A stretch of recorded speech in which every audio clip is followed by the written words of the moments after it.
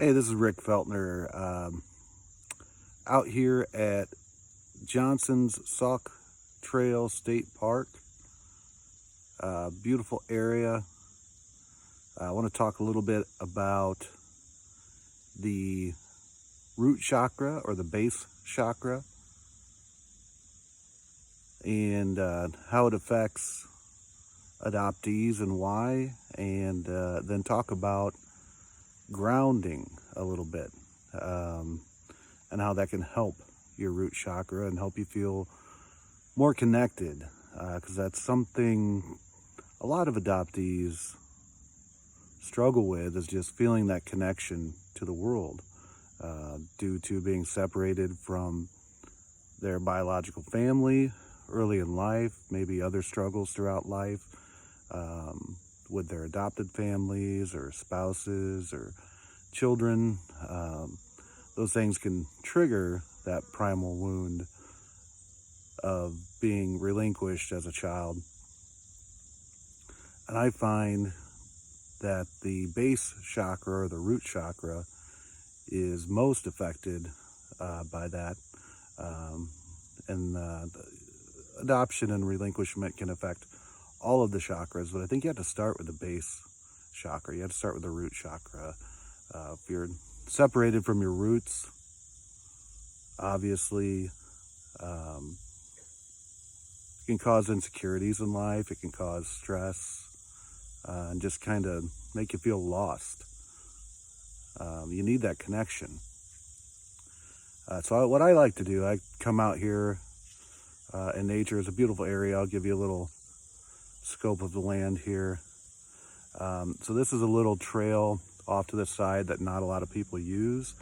Typically I can come out here, be by myself. It's a pretty popular park, but this is kind of off to the side, off of one of the not so frequently used picnic areas.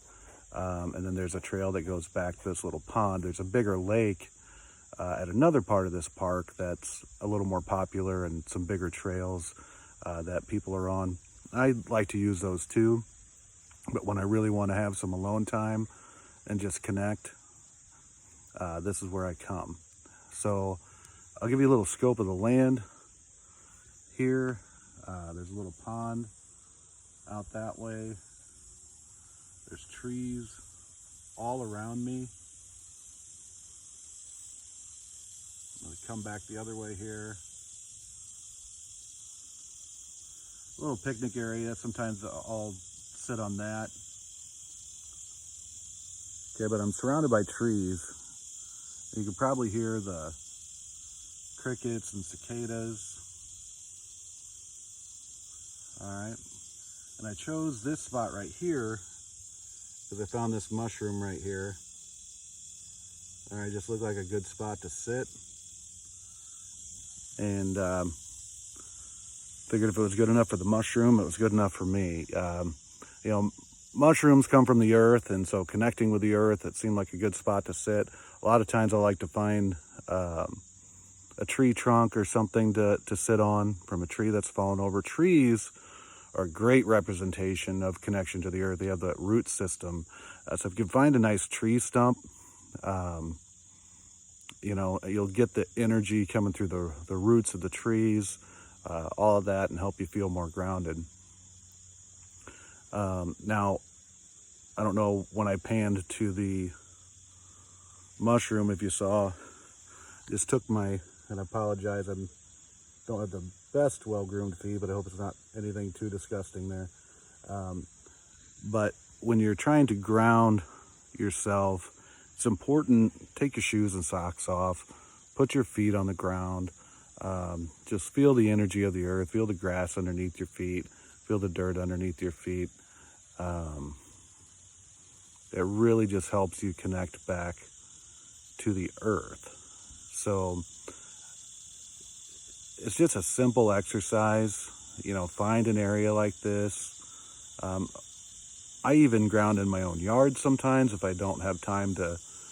This is a little bit outside of the town that I live in, not too far, so it's usually pretty easy and quick to get to, but you don't always have a lot of time due to work and children and other responsibilities. So I find a nice place in my yard. I have a pretty good sized yard, even though I live in town. I have 4 lots, and I actually have the 2 lots behind me are just totally filled with trees, so I can go in there. It's really private. But you don't have you still have the sounds of the town. You know, you have cars, other people. When I come out here, you know, I'll see rabbits. Sometimes I'll see deer, squirrels, birds. There was a blue heron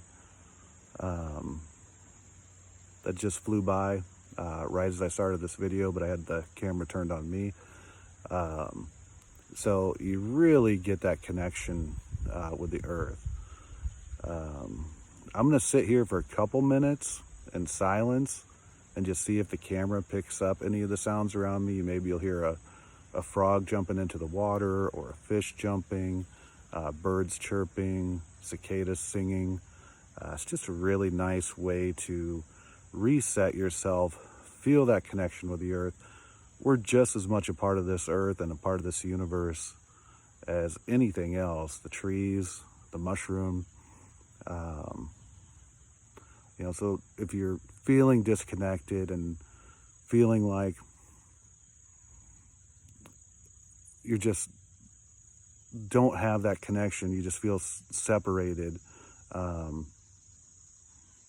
Sometimes solitude is a good thing if you're in the right place.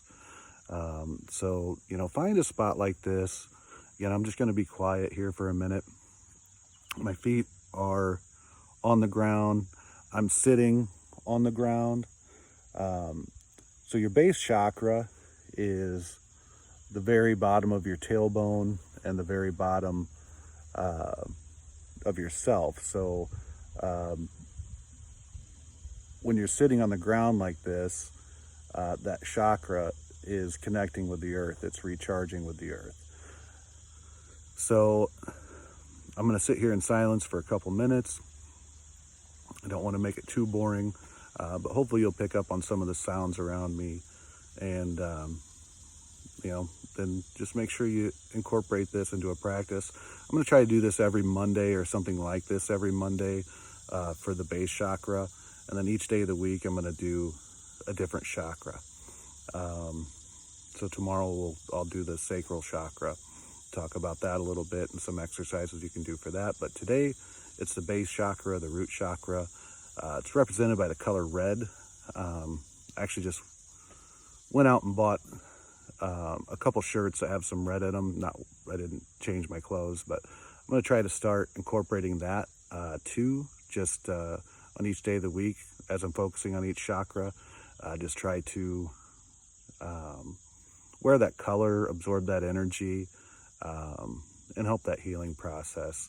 I feel like I wear a lot of black and gray, very neutral colors, tans, stuff like that. And I want to just start getting some of that color back into my life, start getting some of that vibrancy back in life.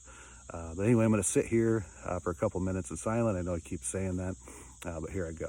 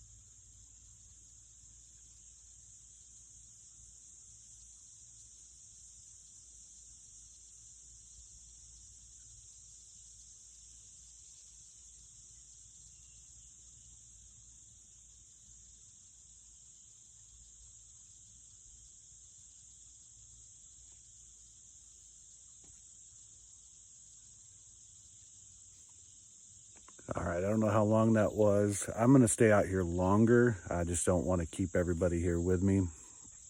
And I'm getting tired of holding my arm up while I'm doing this. I want to relax and enjoy it a little bit. Again, so as I was doing that, just focusing on my breath, and I was focusing on that energy just coming from the earth and up through my spine, up through that root chakra, just feeling that connection. Some of the things I heard during that brief little silence there, obviously I heard the cicadas, I heard some birds, I heard a squirrel, heard some flies. I had a gnat there at the end in my ear, but I heard a bee, and there was a tractor off in the distance somewhere, so it didn't get fully away from the societal life and fully engulfed in nature. It still had the unnatural sound of a tractor there in the background, but it was off in the distance, and still got a really good effect of the stillness here. This is a really neat area. It's actually an ancient Indian trading path.